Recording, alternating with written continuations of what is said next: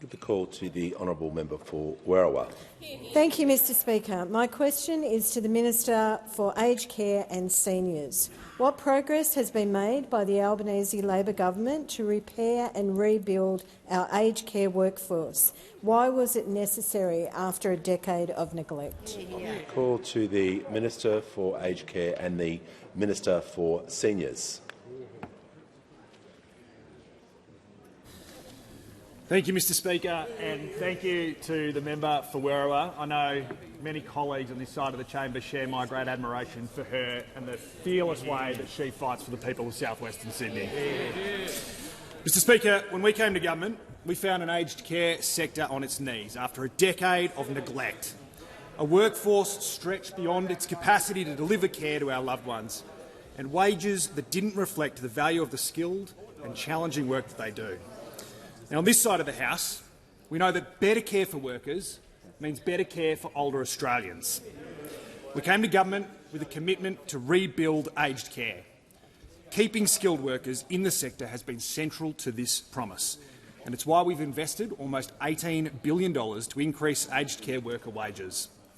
And this morning, I had the pleasure of joining the Treasurer, the Minister for Social Services and the Member for Bean to celebrate yet another wage rise for workers around the country, including our aged care workers.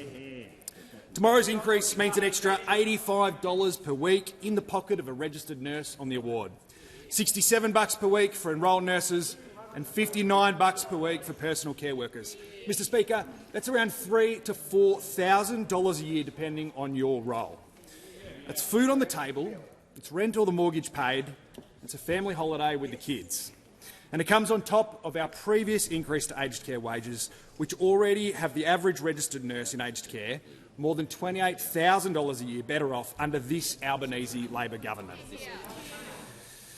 It's tens of thousands more than what workers were receiving in the 9 miserable years under those opposite.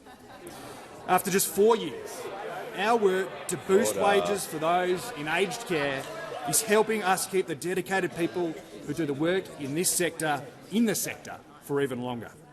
And all of this comes on top of our focus on delivering real change for every working Australian.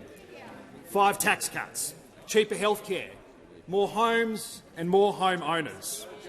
We're delivering more cost of living help and building a more productive economy, a better tax system, a fairer housing market and a stronger and more sustainable budget. And today isn't the last of our work delivering better wages for workers in the sector, with another increase for nurses to be delivered in just a month on the 1st of August. Now, if there's one thing that we learned from the Liberals' time in office, it's you can't have a strong aged care system without a strong and supported aged care workforce. Our aged care system is better when workers are properly supported at work and at home.